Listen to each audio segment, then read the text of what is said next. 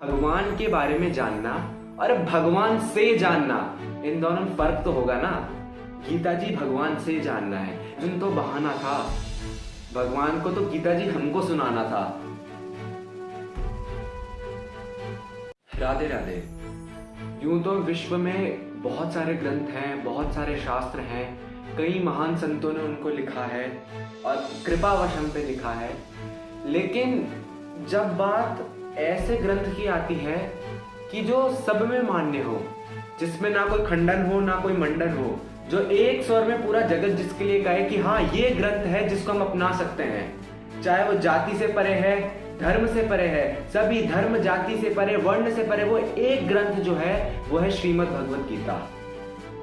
श्रीमद् भगवत गीता इकलौता ऐसा ग्रंथ है पूरी सृष्टि में जो पूरा समाज उसको अपनाता है। उससे फर्क नहीं पड़ता कि वो कौन सा धर्म है, कौन से वर्ण का है। और ये ऐसा ग्रंथ है जो ना किसी व्यक्ति विशेष के लिए लिखा गया है, ना किसी ऐसे के लिए लिखा गया है कि भाई वो छोटा है कि वो बड़ा है, उससे कोई लेना देना नहीं है।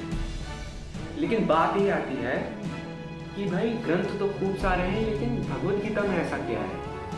तो सिर्फ एक उत्तर है कि भाई ग्रंथ लेखकों ने लिखे हैं, वेद ब्रह्मा जी ने लिखे हैं, लेकिन एक गीता जी ऐसी है जो भगवान ने अपने मुख से कही है। भगवान ने अपने मुख से अपनी अंदर की निधि सिर्फ गीता जी के रूप में सृष्टि को दी है।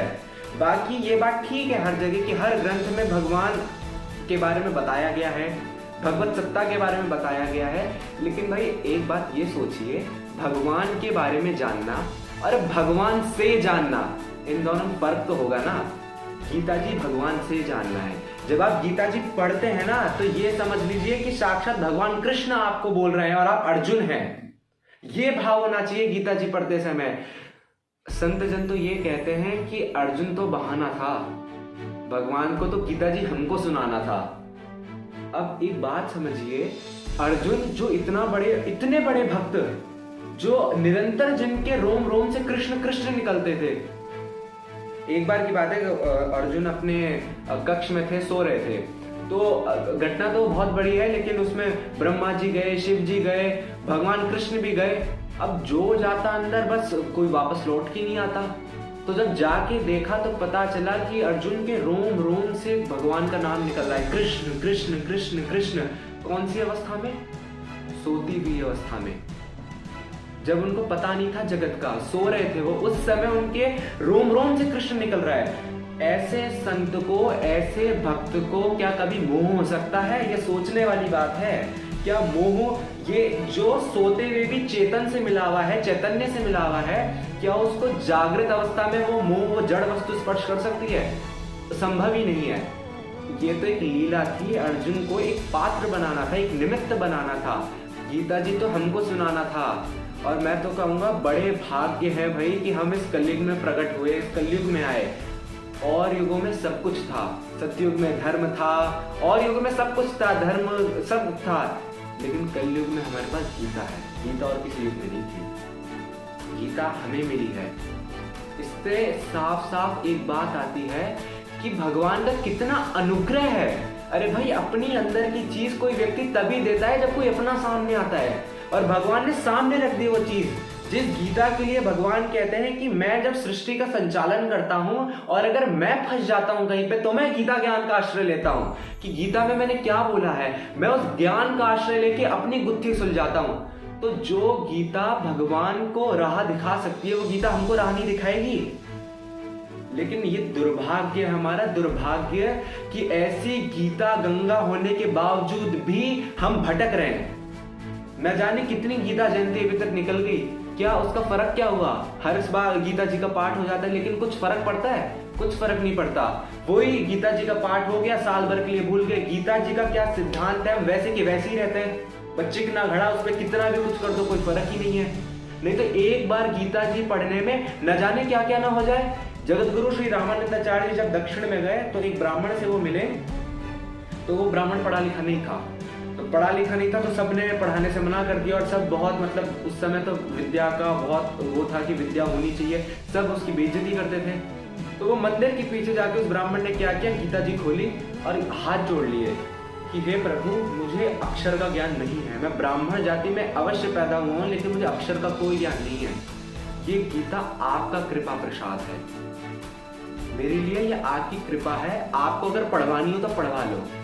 तो जब उन्होंने पढ़ना शुरू किया तो जगत गुरु रामानंदाचार्य जी वहां से जा रहे थे। तो रामानंदाचार्य जी देखा कि ये व्यक्ति रोज रोज एक ही धर्म क्षेत्र कुरुक्षेत्र, धर्म क्षेत्र कुरुक्षेत्र, बस ये दो शब्द पढ़ता है, फिर आगे पढ़ता ही नहीं है। तो तीसरे दिन रामानंदाचार्य जी ने पूछ लिया, जगत गुरु ने पूछा कि भाई ऐसी क्या बात है कि तुम इन 2 शब्दों से आगे नहीं बढ़ रहे हो। तो ब्राह्मण बोलता है कि मैं क्या करूं जय जय, मैं बस इतना सा बोलता हूं कि धर्म क्षेत्र कुरुक्षेत्र, मेरे सामने पूरा कुरुक्षेत्र प्रकट हो जाता है, मेरे सामने वो रथ प्रकट हो जाता है जिसमें भगवान कृष्ण है, अर्जुन है, और भगवान कृष्ण अर्जुन को सिखा रहे हैं। अब ऐसी झांकी का दर्शन करके मैं आगे कैसे बढ़ूं, मुझे तो ये समझ नहीं आता। ये कृपा है, ये गीता जी की कृपा है। अगर पढ़ना ना भी आए ना गीता जी, लेकिन गीता कोई प्रिंटेड बुक नहीं है कि किसी ने प्रिंट कर दी और आप उसे पढ़ लीजिए, राइटर ने लिख दी, प्रिंट हो गई है, पढ़ लो, नॉलेज मिल जाएगा। गीता कृपा प्रसाद है, भगवान ने अपने अंदर का अनुभव, अपने अंदर का ज्ञान गीता जी में दिया है, या यूं कहूं कि भगवान ने अपने आप को ही पूरा गीता में दे दिया है। व्यक्ति की पहचान उसके स्वभाव से, उसके अंदर क्या है उससे होती है। भगवान के अंदर जो कुछ था ना, उन्होंने गीता में रख दिया है। लेकिन कितनी गीता जयंती चली गई है, हमारे अंदर कोई सुधार नहीं आया। जिनके अंदर आ गया है बहुत अच्छी बात है, लेकिन मैं तो अपने लिए बोल रहा हूँ, बात कोई सुधार नहीं आया। इतना कभी कभार तो ऐसा लगता है कि इतना गीता जी सामने होने के बावजूद भी, गीता ऐसा ग्रंथ जिसमें भौतिक चाहो तो भौतिक उत्तर, पारलौकिक चाहो तो पारलौकिक उत्तर, सारे उत्तर हैं। कैसे आपको जीवन जीना है वैसा उत्तर, परमार्थ कैसे चलाना है वैसा उत्तर। गीता ऐसा ग्रंथ है कि आप कैसे संसार में रह के उस सत्य की प्राप्ति कर सको। कैसे अगर आपको संसार में एक्सीलेंस चाहिए, 1 नंबर बनना है, तो उसका उत्तर गीता जी देती है। अगर आपको परमार्थ में 1 नंबर बनना है तो उसका उत्तर गीता जी देती है।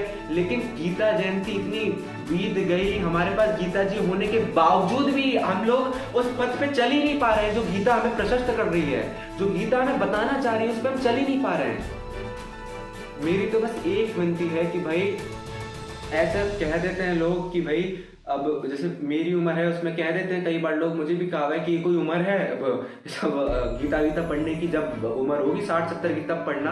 तब पढ़ के करेंगे क्या जब आंखों से दिखेगा ही नहीं? तब पढ़ के करेंगे क्या?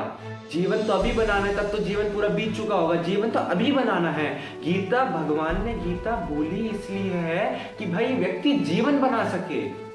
गीता का ये बात ठीक है, अंतिम उद्देश्य सिर्फ एक है कि भगवत प्राप्ति, और गीता का दूसरा कोई उद्देश्य नहीं है। एक उद्देश्य है गीता की कि भगवत प्राप्ति। लेकिन जिस भगवत प्राप्ति के लिए कहा जाता था कि आप जाओ हिमालय, जाओ करो हजारों साल तपस्या, वो गीता जी ने बोल दिया कि आप लौकिक जगत में रह के भी ऐसे भगवान को प्राप्त कर सकते हो। परम श्रद्धेय स्वामी श्री रामसुख दास जी महाराज, जो भगवत गीता के मेरे हिसाब से सर्वोत्तम टीकाकार हैं, वो ये बात बोलते थे कि भाई भगवान तो चाहते हैं हमसे मिलने के लिए, इसलिए तो गीता जी को उन्होंने दिया, नहीं तो अपने अंदर की निधि कौन देता है। लेकिन हम नहीं चाहते भगवान से मिलना। गीता जी उठाएंगे तब मिलेंगे ना भगवान से। जब तक सिद्धांत पक्ष मजबूत नहीं होगा, आप वृंदावन में मैं रहता हूँ, वृंदावन में रस की बात बहुत होती है, लेकिन जब तक नींव नहीं खुदी हुई होगी, जब तक सिद्धांत नहीं हमारे हाथ में होगा, कैसे बिल्डिंग बना पाएंगे? जब उस ऊंचाई तक पहुंचना है, चाहे वो कोई भी ऊंचाई हो, चाहे भौतिक ऊंचाई हो, संसार में कुछ ऊंचाइयों को प्राप्त करना है, या अध्यात्म में, नींव तो मजबूत होनी चाहिए। वो नींव गीता देती है। मैं फिर कहूंगा, गीता जी पढ़िए। गीता को कोई साधारण ग्रंथ मत समझिए कि कोई आपने नॉलेज बढ़ी। ये जानकारी बढ़ाने का ग्रंथ नहीं है, ज्ञान देने का ग्रंथ है। ये पथ प्रदर्शित करता है कि आपको करना क्या है। और एक जैसे पुलिस वाले होते हैं वो रक्षा करते हैं, आर्म्ड फोर्सेस होती हैं वो देश की रक्षा करती है, ऐसे गीता जी प्राणी मात्र की रक्षा करता है। जिसके हाथ में गीता है, उसको, जिसके हाथ में ये शास्त्र है ना, उसको शस्त्र की कभी आवश्यकता ही नहीं पड़ेगी। उसके लिए गीता जी ही काफी, वो शस्त्र बन के, शास्त्र बन के आपको अंदर से बाहर से कैसे भी मार्ग पथ प्रशस्त करेगा और आपकी रक्षा करेगा। ये गीता जी का स्वभाव है। गीता जी कोई पुस्तक ही नहीं है, गीता जी तो साक्षात भगवान का स्वरूप है।